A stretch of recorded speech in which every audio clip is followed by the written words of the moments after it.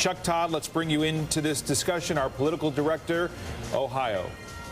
Boy, that's a big one. I mean, that's suddenly that eliminates the need for Obama to have Colorado, New Mexico, Iowa. That makes up ground. Look at the blue paint. It's almost as if blue paint got spilled, and we're seeing in the Northeast here a little bit, it's starting to eke its way, and we're wondering, is it going to drip southward into Virginia?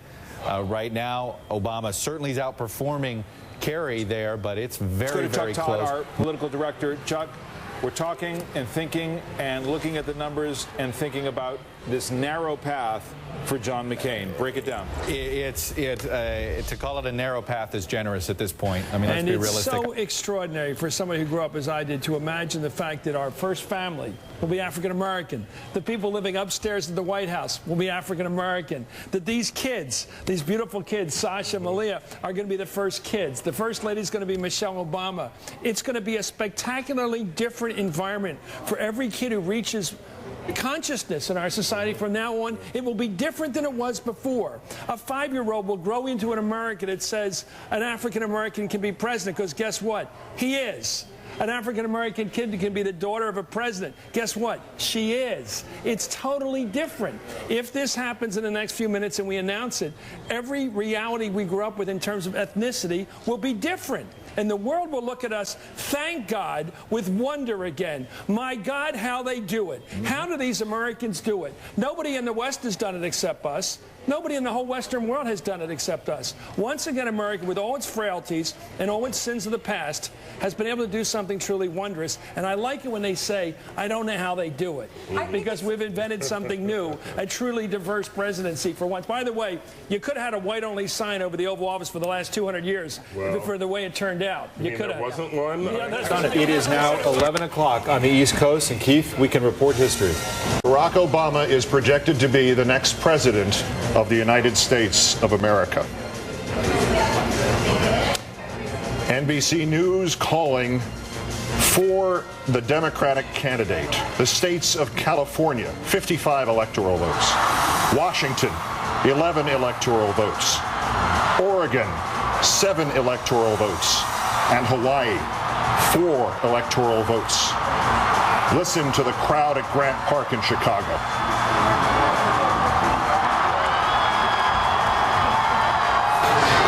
An amazing moment in American history, going back 389 years, to think that a black man, a man of African descent, who represents this nation not only as head of government but as head of state, to think that when we tell our children, as I told my sons, you can grow up to be anything, you can grow up to be president, I'm now telling the truth.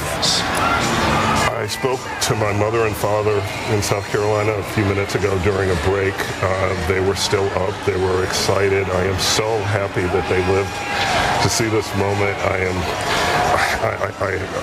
I miss others who did not live to see this moment. My dear mother-in-law and father-in-law, and wish they were here to share. Maybe they're looking down from somewhere and sharing in a moment that not only will I never forget, I think the world will never forget this moment, because it is a moment of demarcation. There was a before and an after. Just an unbelievable moment. Just watching it is a great victory for our nation and for democracy. I certainly think that even those persons who don't agree with Senator Obama's policies or politics, or maybe across the aisle, I think we need to put all of that aside for just a moment and acknowledge all the blood of our ancestors and forefathers of all races who have fought for justice and freedom, to see it materialize in the embodiment of this logo, as it were, that symbolizes something so much bigger than Senator Obama. It symbolizes hope for all people who have ever struggled or been oppressed. And for me, growing up I can remember so vividly in the elementary school looking at all the presidents above the chalkboard and never ever seeing one who looked like me. It's just an awesome experience. Bishop, I have to interrupt you with more news. Florida has gone for Senator Obama. He has won Florida. He has won Ohio. Keith, you've got the chart there. What am I missing? of the big ones? Well, obviously Pennsylvania from earlier in the evening, Virginia, the toss-up states. The two biggest ones are his, Florida and Ohio. We still don't know about Indiana. Yeah. Do we have Congressman John Lewis?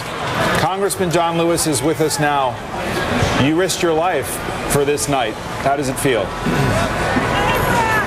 Well, I must tell you, I feel very grateful that I'm still here to be here during this unbelievable, historic moment in our country. This is a day of Thanksgiving, a night of celebration, but I just don't know how to express myself. It's unbelievable that we have come such a distance in such a short time to see a young African-American man elected President of the United States. I think it's the strongest possible message to all of our citizens and to the people of the world that we are prepared to create a truly multiracial democratic society. Senator John McCain in defeat, conceding the race, congratulating Senator Obama as he spoke to his supporters in Arizona tonight, promising to work with Senator Obama as he will now lead the country. This is quite interesting. As somebody who's covered the White House for 8 years, I don't know that I've recalled a crowd this large outside the White House. The president spoke to the president-elect, Mr. Obama, and said to him, quote, "Mr. President-elect, congratulations to you. What an awesome night for you, your family, and your supporters. Laura and I called to congratulate you and your good bride. I promise to make this a smooth transition. You are about to go on one of the great journeys of your life. Congratulations and go enjoy yourself." According to Press Secretary Dana Perino, the president invited the president-elect to the White House in short order. No doubt that will happen.